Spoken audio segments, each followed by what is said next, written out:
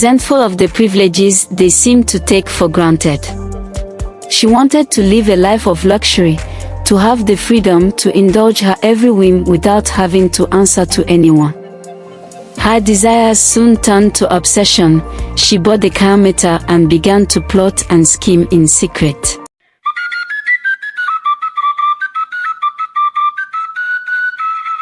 In the heart of a serene town, named Ridora, lived a happily married couple named Andrew and Jasmine. They were known throughout the village for their kind hearts and generous spirits, always ready to lend a helping hand to those in need. One day, as they were taking a walk, they observed the struggles of a young woman named Judith.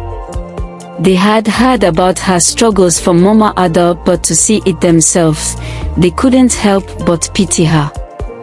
They decided to extend their kindness and offer her a chance at a better life. Judith, just 20 years old, had faced hardships that belied her tender age. Often at a young age, she had been left to fend for herself in a world that seemed determined to crush her spirit. She worked odd jobs to make ends meet, her days filled with toil and hardship as she struggled to eke out a living. When Andrew and Jasmine approached her with an offer of help, Judith was skeptical at first. She had grown accustomed to disappointment and hardship, and the idea of kindness seemed almost foreign to her. But as they explained their plan to bring her into their home, provide her with a monthly salary, and offer her the opportunity to learn a valuable skill or send her to school if that was what she desired, they seemed like good people, Judith thought to herself. I have also heard stories about how generous they are. Maybe God has finally answered my prayers. Judith's skepticism melted away, replaced by a glimmer of hope. Gratefully, Judith accepted their offer and moved into their home. At first, she was hesitant, unsure of how to navigate this new chapter in her life. But Andrew and Jasmine welcomed her with open arms, treating her like a member of their own family. They showed her patience, kindness, and love, teaching her not just the right etiquette she needed to learn, but also the value of compassion and generosity. They also bought her a new phone, good clothes, footwears, bags, and all the essential things she needed. In return, Judith worked tirelessly to repay their kindness.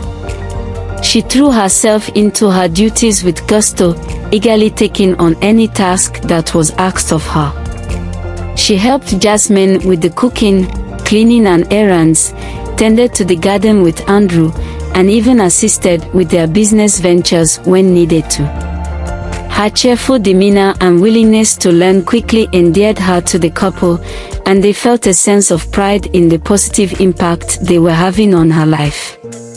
But as the months passed, a shadow began to fall over Judith's heart. Despite the warmth and love that surrounded her, she found herself longing for something more. Something beyond the simple comforts of home and family. She yearned for the finer things in life, the luxuries and extravagances that seemed to be just out of reach. She wanted to own designer clothes, shoes and bags. She wanted to go to expensive restaurants like the girls she sees on Instagram do. She wanted to live a baby girl's life. But she knew she couldn't afford them. One day when she was at the training center, a woman came to advertise her products, calmeter. She told them it could make any man fall for the user. They did not believe its effectiveness, but her colleague Charity decided to buy. 2 weeks later, Charity came to the training center with a brand new car, dressed in designer clothes and shoes, wearing very expensive hair. Everyone was in awe of Charity's new upgrade. She told them how effective the calmeter was. She got a new man who gave her everything she wanted. In fact, he took her to Dubai for shopping, hence her reason for not coming to work. Now she eats in expensive restaurants and buys hair worth millions. Her new man was also planning to open a business for her. She didn't care that he was married nor about the pain she was causing his family. She was only interested in what she could squeeze out of him. Even though her colleagues condemned her actions, they were still envious of Charity.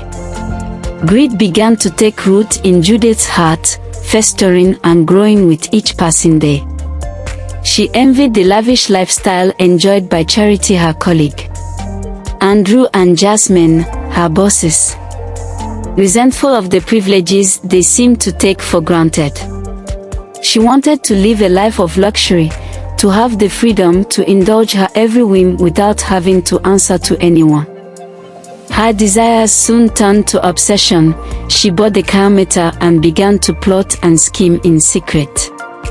She watched Andrew closely, studying his habits and routines, searching for any opportunity to advance her own interest. And when she saw an opening, she pounced, using her wiles and charms to ensnare him in a web of deceit and desire. Andrew, vulnerable and susceptible to her advances, because of the charm, fell prey to Judith's manipulation. He found himself drawn to her, unable to resist the allure of her beauty and innocent facade and the promise of excitement she offered. He succumbed to her seduction, betraying the trust and love of his devoted wife in the process. Their illicit affair blossomed in the shadows, a forbidden union fueled by passion and desire.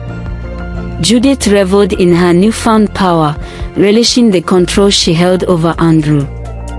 Andrew would sometimes leave work and come home to be with Judith. Soon Jasmine realized her husband was cheating on her and confronted Andrew. He denied it vehemently, but she knew he was lying. She confided in Judith, who saw this as a way to get her out of the house. Judith advised her to take no nonsense from Andrew and leave the marriage. She shouldn't stay with a cheating man no matter how much she loved him. Jasmine instead prayed to God and stayed faithful in the marriage despite her husband's infidelity. The charm started losing its effectiveness, and when Andrew started returning to his normal self, he was no longer attentive towards her. He would avoid her, and whenever she spoke to him, he had a look of hate and disgust.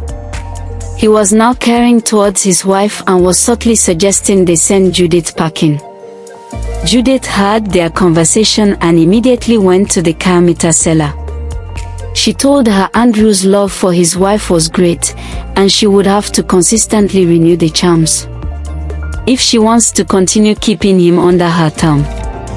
She also gave her enchanted waist beads for more fortification. Judith paid her handsomely and left the house. Few days later, Andrew told Jasmine not to send Judith on any errands as he wanted her to concentrate fully on her skill acquisition. He opened a big boutique for her and got her a car. Jasmine thought her husband was being generous to the woman she took as her sister and blessed God for giving her such a good and generous man. Judith soon started living the baby girl life she wanted, with Andrew paying her bills. She didn't care about the pain she indirectly inflicted upon Jasmine, a woman who had shown her nothing but kindness. She flaunted her designer outfits and expensive jewelry shamelessly, taking pictures for the gram. Treating Jasmine with disdain and arrogance, her once grateful heart now consumed by pride and entitlement. But sometimes, even as Judith reveled in her newfound power, she could not escape the nagging voice of conscience that whispered in the depths of her soul. She knew that what she was doing was wrong, that her actions might have consequences far beyond anything she could have imagined. And yet, she could not bring herself to stop, her greed and desire driving her ever onward. As the days turned into weeks and the weeks into months, the truth of Judith's betrayal began to unravel. Jasmine, ever observant and intuitive, sensed that something was amiss. She watched her husband closely, his impromptu trips, his late nights out, his dodginess, her suspicions growing with each passing day. Until finally, the truth came to light. One fateful afternoon, she was not feeling well and decided to go home early to rest. Reaching home, she saw the car her husband drove to work in the car park and Judith's car too. She was happy her husband was home as she wanted his company and pampering, especially with how sick she was feeling. Instead, she was met with the greatest shock. Her husband and Judith on their couch naked in each other's arms, watching a movie and feeding each other grapes. The shock was too much for her and she fainted. Heartbroken and devastated by her husband's betrayal, Jasmine confronted Andrew, demanding answers to the questions that haunted her soul. And as the truth spilled forth like poison from his lips, she felt her world shatter into a million pieces. Her trust, her love, her very sense of self, all shattered by the cruel hand of betrayal. Now that the secret was out, Judith saw no reason to pretend or hide their relationship and started acting like the boss in the house, causing more pain to Jasmine. But karma, as they say, is a force to be reckoned with. Judith soon discovered that her actions had consequences far beyond anything she could have imagined. She found herself pregnant with Andrew's child. While this was supposed to be good news, it was a very difficult pregnancy for her.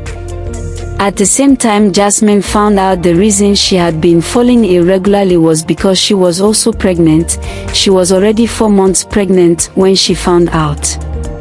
This brought double joy to Andrew, although Jasmine had refused to talk to him since she found out about his affair with Judith despite consistently pleading for her forgiveness.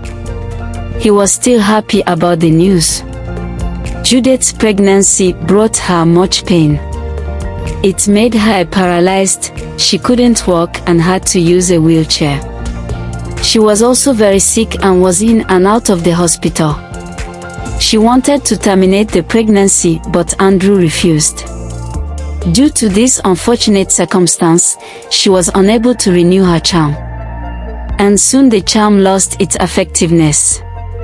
Andrew was filled with so much pain and regret and couldn't understand how he would cheat on his wife whom he loved so much.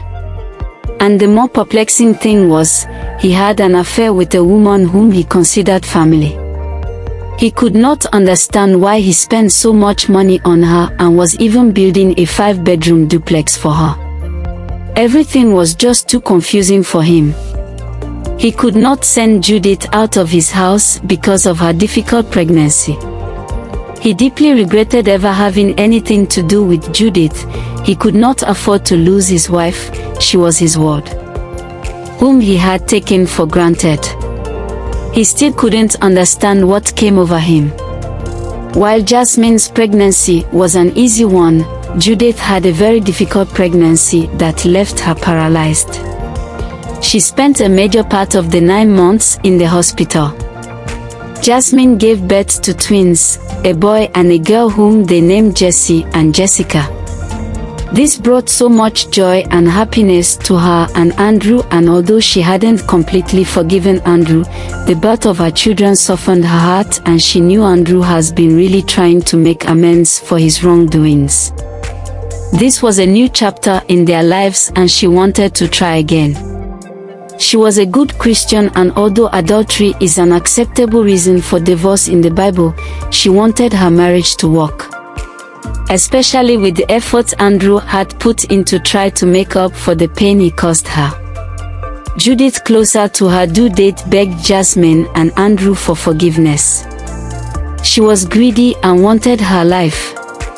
All her life she had never known love, kindness or luxury, and when she experienced it, she wanted more. Instead of her to work for it, she took the easy way out. She bought Kiameter from a woman that sells it close to where she was learning a skill. She put it in Andrew's food to make him attracted to her and had to continue renewing it because his love for his wife was great. She also confessed about the waist beads. It now made sense to Andrew why he had behaved that way. Jasmine could not believe a woman they wanted to help could repay them in such a way, but even in the depth of her anger and despair, Jasmine found it in her heart to show compassion to Judith. She saw beyond the girl's transgressions and recognized the brokenness within her. And when Judith begged for forgiveness continuously, tears streaming down her face, Jasmine found it within herself to grant it, knowing that true redemption lay not in vengeance, but in mercy and grace. In the end, Judith's betrayal had consequences far beyond anything she could have imagined. Her child delivery was a difficult one, and even though she gave birth to a healthy baby girl, she had lost too much blood and was too weak. With her dying breath, she begged Jasmine to take care of her daughter as though she were hers and her daughter should not pay for her sins. Jasmine promised to treat her as her own. Judith found solace in the forgiveness of the woman she had wronged. She found peace in the knowledge that she was finally free from the burden of her sins and her child would be properly taken care of in her absence. She said a prayer of repentance before finally giving up the ghost. This story serves as a powerful reminder of the destructive power of greed and the transformative power of forgiveness. It teaches us that true redemption is possible, even in the darkest of times, and that love and compassion have the power to heal even the deepest wounds of the soul.